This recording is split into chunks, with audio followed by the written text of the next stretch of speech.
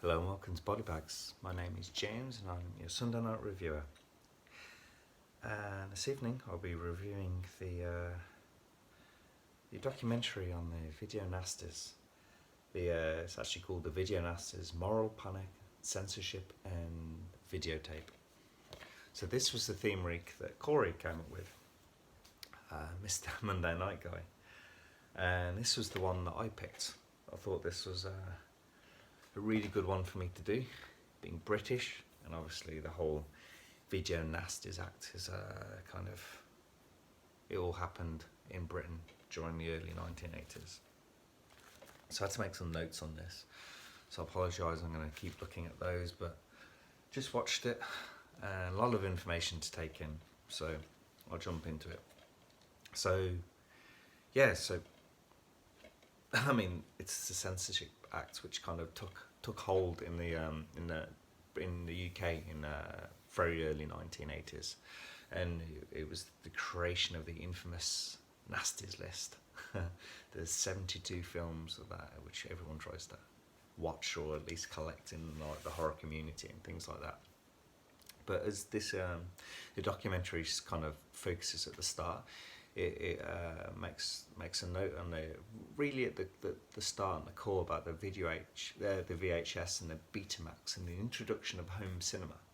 So it's like this is a whole new thing in the world. It's like, what? We can get all these new films and we'd like take them home and watch them in our own house and watch the gore over and over again in these things. So it's cool that they're kind of focused on that. But then obviously people, there's all these like horror films which are being done and they're skipping through cinemas and just coming straight to video, and like people starting to pick up on this. It's like, morally, this isn't a good thing. We can't have these horror films kind of infiltrating our children's minds, sort of thing, in a funny way. So what they tried to do, the idea was that in the UK in 1955, there was a comic book act which was censorship in American horror comics, and this bill was passed through in 1955, and they decided to try and do the same thing for film, that Video Nasties thing. So yeah, jumping back to the Video Nasties of what they were like labelled as. So yeah, these were like direct to video films, so they skipped everything through the cinema, and like people, anyone kind of just making these like horrific films, like awesome, gruesome like deaths and these scenes with like moral implications of like what's going on in these stuff. It's like rape and like murder and like kidnapping and all these things, kind of just going, no one's checking this stuff, it's just flying through, because the world of home cinemas new. It's like many people didn't know what this was. It's like, well, what is this stuff? Where's it all coming from? And so people want to control. So the movies moved easily, and like, because it's so easy, all these distribution people copying these films, so these video stores are popping up everywhere. But it's not like you're getting blockbusters pop up. They were like just seedy people like with their car boots, or like in the back of a store and a cellar in a building or something like that. So the kind of like black market horror sort of thing, it was easy to kind of shift these things around. So obviously people want to control this sort of thing, so getting the police involved on that. But I mean, the only way, like, obviously this stuff was like kind of picked up on, like when you saw it in these video stores, and that was the cover. You saw the name in the cover, and which is kind of like that love, like my love for like VHS, like horror artwork and stuff like that, from like Graham Humphreys and all these great people like doing some really truly iconic like film covers. Like, a lot of the time the film covers are a lot better than the film, but great marketing is really sucking you in, so doing a great job. And it's through these film names, some horrific names, and I think that was how a lot of it was being picked up. Yeah, and it's like many people hadn't seen these films. All they can see is not even seen like the covers, the film covers. They hear this title and like, Cannibal Holocaust? That's going to be fucking terrible. We can't allow this film to be shown. So this kind of rumblings were starting to get, and then it was like kind of jumping on. We need to save our children and protect our children, because morally this will turn them all into serial killers and like rapists, and scourge of humanity will be our children because of these video nasties. Sounds ridiculous, but this kind of like this hype train was built, and then like how the media kind of jumped onto all this. It's like how the kind of like tone of voice and language they were using. They were twisting things and skewing narratives and just making it like everything was fact. And it's like that loads of this was just bollocks. It just wasn't true. And it's like there's this like different people doing all this research, and it's like these facts and figures that this is happening to these people, and it's just nonsense, just complete nonsense. Yet all this was being printed, so basically lies are being printed. But anyway, through this was created the BVA, which is the British Video Association, and they came up with the video classifications in the UK, which you see. Everyone hates them when you see them on the covers. It was UPG 15 and 18 to start with. But to get your video passed, you had to pay a sum of money. I mean, these small distributors, they didn't have any money for like £500 or something back then. It's like, their films are made for like £500 and things like that. So many of them would go straight through.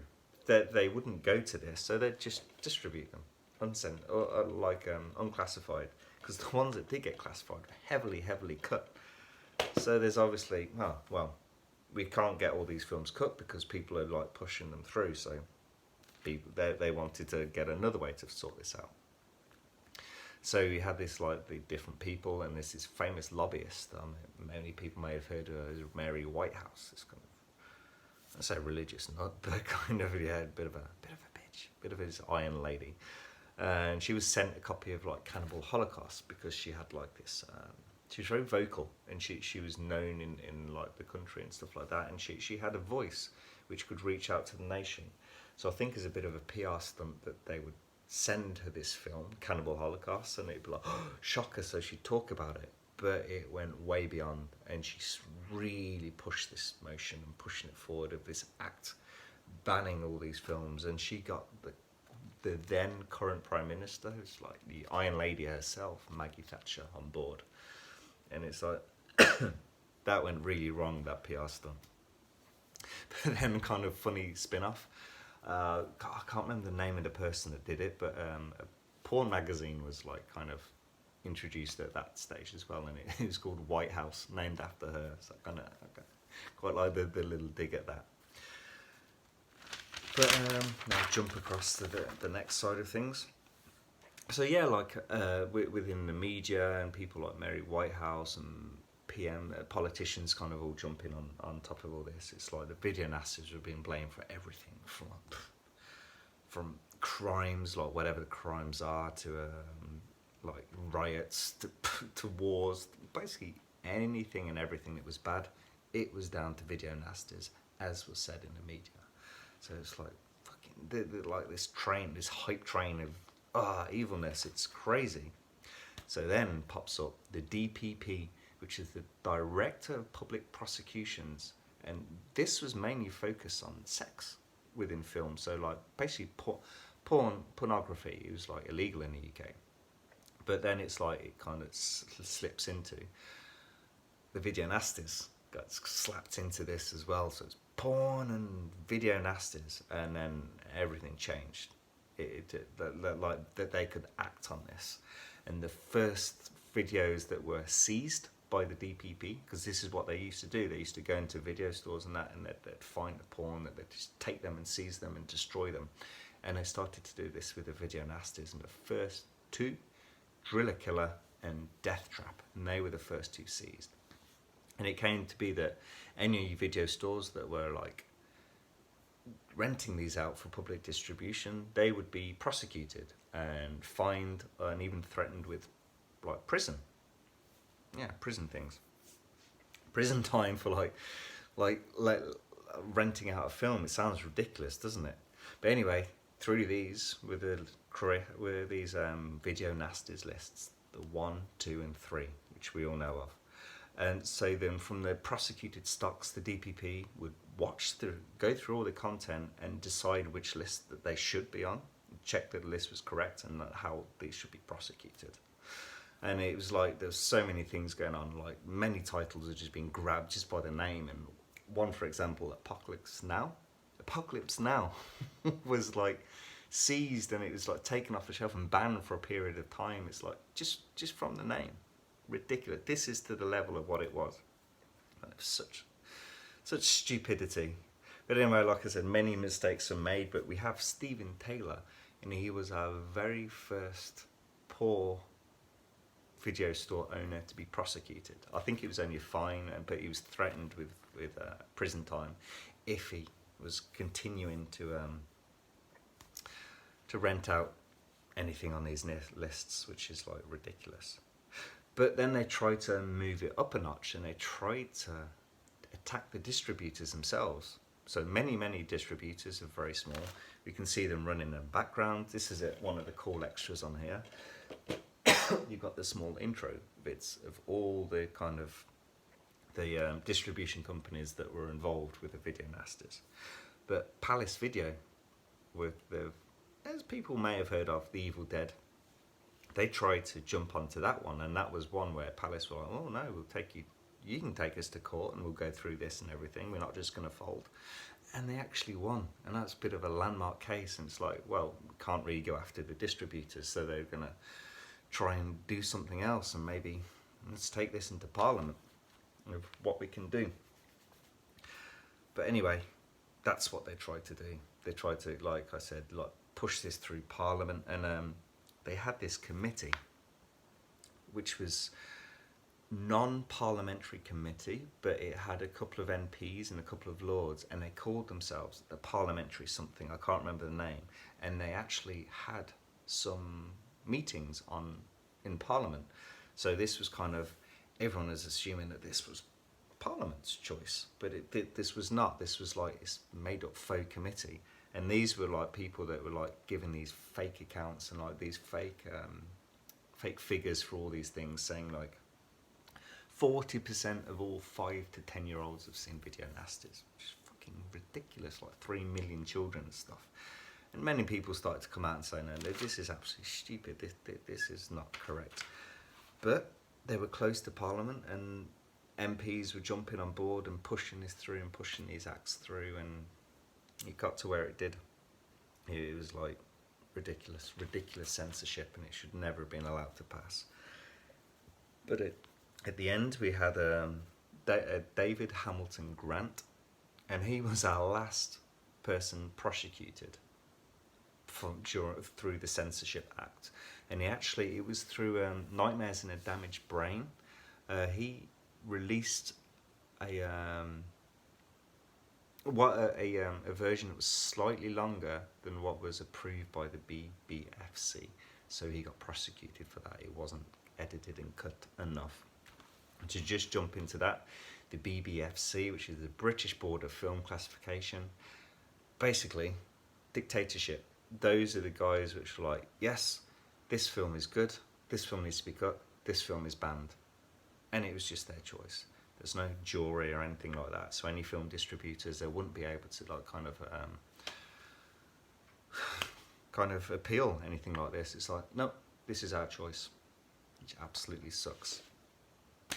And that's kind of the background to, that's what the documentary is.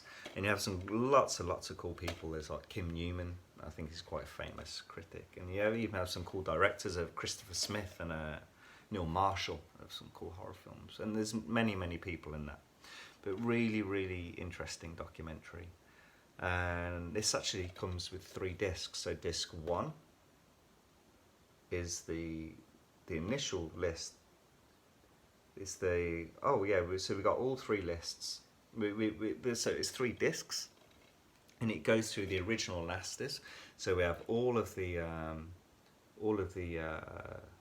trailers, which is really cool. Every single trailer, and then you can either watch just the trailers, or you can watch an introduction to each one from different film historians or directors or critics, stuff like that. So you have that across all 3 discs if you want to pause that and take a look. It's very, very cool. It's like, what is this running time? Total of everything, 13 hours and 25 minutes. Absolute bargain. And we have a BDG Reviews on Tuesday night, did the number 2 of this. So Video Nasties Part 2. Anyway, I've been talking way too long. I'm going to leave you now. Hope you enjoyed this review. Hope you enjoyed the whole week. And I'll catch you next Sunday. Thank you. Bye-bye.